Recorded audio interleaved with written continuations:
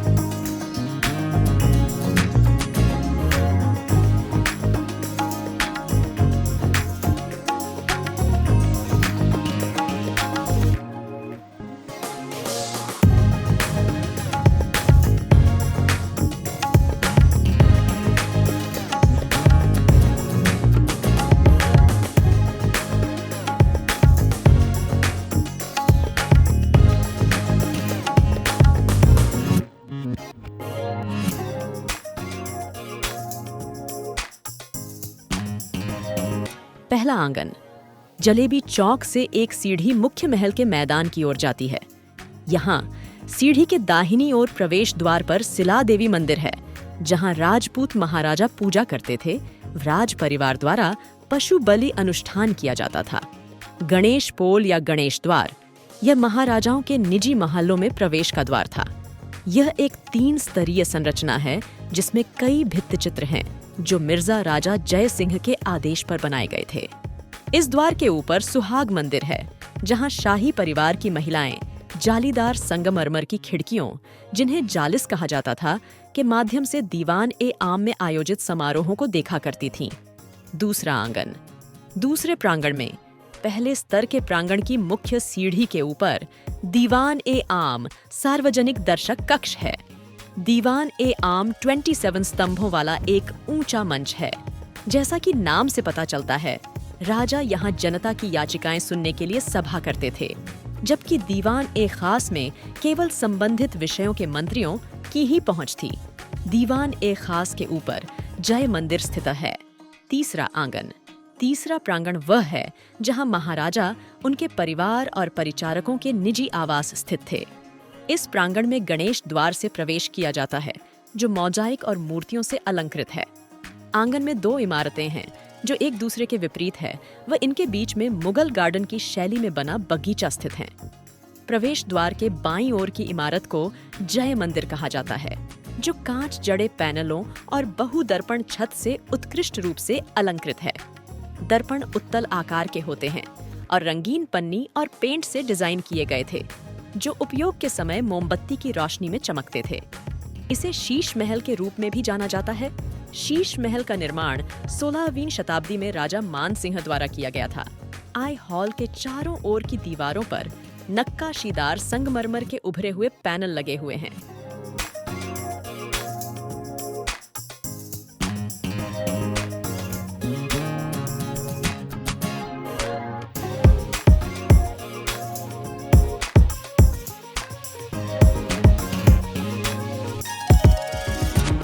यह हॉल माउटा झील का मनमोहक दृश्य प्रदान करता है।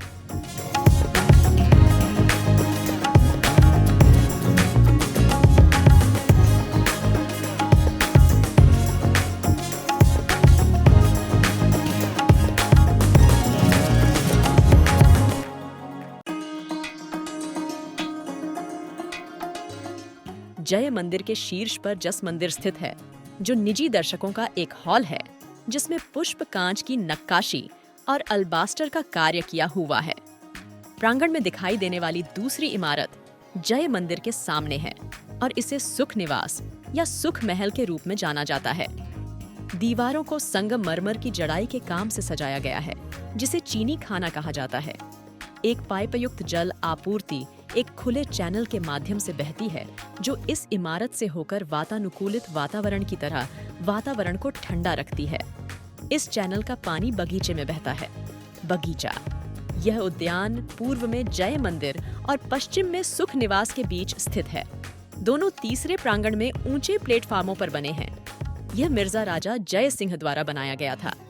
इसे चाहर बाग या मुगल गार्डन की तर्ज पर बनाया गया है। इसका आकार षटकोणीय डिजाइन में है। यह केंद्र में एक फव्वारे के साथ तारे के आकार के पूल के चारों ओर संगमरमर से बने संकीर्ण चैनलों के साथ बनाया गया है। बगीचे के लिए पानी सुख निवास से चैनलों के माध्यम से और जय मंदिर की छत से निकलने वाले झरने के चैनलों से झरने में बहता है। त्रिपोलिया गेट। त्रिपोलिया गेट का अर्थ है 3 द्वार। यह पश्चिम से महल तक पहुंचने वाला गेट है। यह 3 दिशाओं में खुलता है। एक जलेब चौक की ओर, दूसरा मानसिंह महल की ओर और तीसरा दक्षिण में जनाना ड्योढ़ी की ओर। सिंह द्वार। सिंह द्वार एक प्रमुख द्वार है। यह कभी एक पहरा द्वार था। यह महल परिसर में निजी आवासों की ओर जाता है और ताकत का संकेत देने के लिए इसे शेर द्वार नाम दिया गया है। सवाई जय सिंह के शासनकाल के दौरान निर्मित यह भित्ति चित्रों से ढका हुआ है। चौथा आंगन। चौथा प्रांगण वह है जहां जनाना शाही परिवार की महिलाएं रहती थीं। इस प्रांगण में कई बैठक कक्ष हैं जहां रानियां रहती थीं और राजा अपनी इच्छानुसार उनसे मिलने आते थे। सभी कमरे एक आम गलियारे में खुलते हैं। मान सिंह प्रथम का महल। इस प्रांगण के दक्षिण में मान सिंह प्रथम का महल है, जो महल के किले का सबसे पुराना हिस्सा है। महल को बनने में 25 साल लगे। यह मुख्य महल है। महल के केंद्रीय प्रांगण में स्तंभयुक्त मंडप है। भित्ति चित्रों और रंगीन टाइलों से भूतल और ऊपरी मंजिल के कमरों को सजाया गया है। इस मंडप का उपयोग महारानियों द्वारा बैठक स्थल के रूप में किया जाता था। मंडप के सभी किनारे खुली बालकनियों वाले कई छोटे कमरों से जुड़े हुए हैं। इस महल से बाहर निकलने का रास्ता आमेर शहर की ओर जाता है। रानी, माताएं और राजा की पत्नियां जनानी ड्योढ़ी में महल के इस हिस्से में रहती थीं, जहां उनकी महिला परिचारिकाएं भी रहती थीं। आमेर किले का लैंडस्केप इंटेलिजेंस। किले का निर्माण शिल्प शास्त्र के सिद्धांतों के अनुसार किया गया था। आमेर किला गिरिदुर्ग या पहाड़ी किले की विशिष्टताओं वाला है, जिसे सबसे मजबूत माना जाता है। दुश्मन के सीधे हमले से सुरक्षा के लिए झील के चारों ओर एक चौड़ी खाई खोदी गई थी। माउथा झील और सागर झील ने न केवल किले के निवासियों के लिए पानी उपलब्ध कराने के दोहरे उद्देश्य को पूरा किया, बल्कि दुश्मन को किले में प्रवेश करने से भी रोका। जयगढ़ किला एक गुप्त मार्ग के माध्यम से आमेर किले से जुड़ा हुआ था और इसलिए यह एक आश्रय के रूप में कार्य करता था।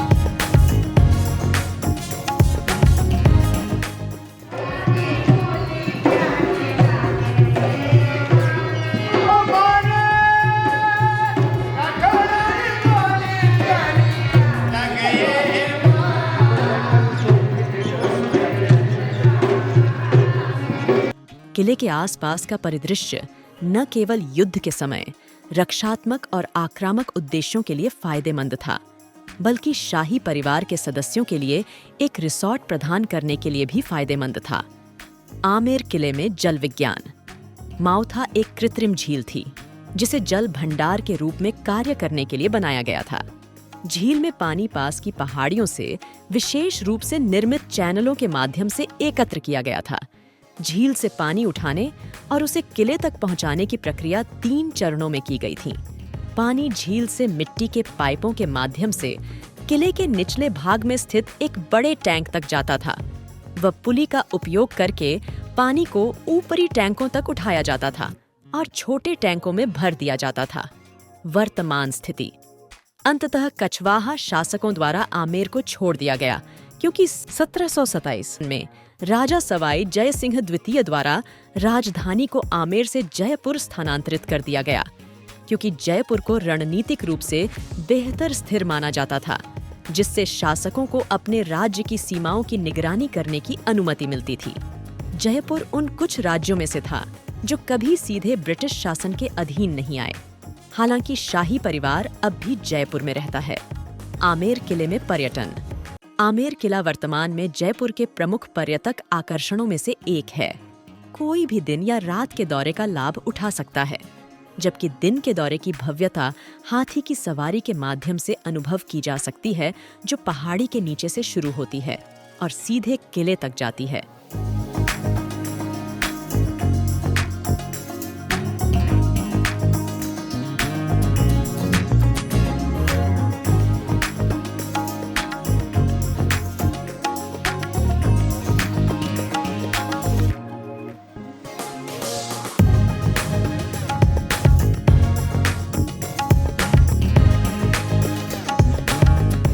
रात के दौरे की अपनी ही चमक होती है। जैसे जैसे दिन का उजाला कम होता जाता है, चांदनी की मदद से पीले बल्ब आमेर किले की रक्षा के लिए आते हैं। रात के दौरों की चकाचौंध लुभावनी और तुलना से परे है। जो दिन में एक परित्यक्त महल जैसा दिखता है, वह रात में स्वाभाविक रूप से अपनी मूल भव्यता में बहाल हो जाता है। लाइट एंड साउंड शो में स्थानीय लोक कथाएं, कहानियां और मिथक शामिल हैं। आमेर किले का इतिहास इसके वास्तुशिल्प डिजाइन, नक्काशी, तकनीकी पहलुओं और सांस्कृतिक अवतारों के साथ शाही राजपूतों की वीरता, साहस, जुनून और गौरव के बारे में भी हमें बताता है। हमें उम्मीद है कि इस वीडियो ने आपको इस अविश्वसनीय शहर को अपनी यात्रा सूची में जोड़ने के लिए प्रेरित किया होगा। ऐसे ही और वीडियोस देखने के लिए बने रहिए हमारे साथ। आमेर किले के इस दौरे पर हमारे साथ शामिल होने के लिए धन्यवाद।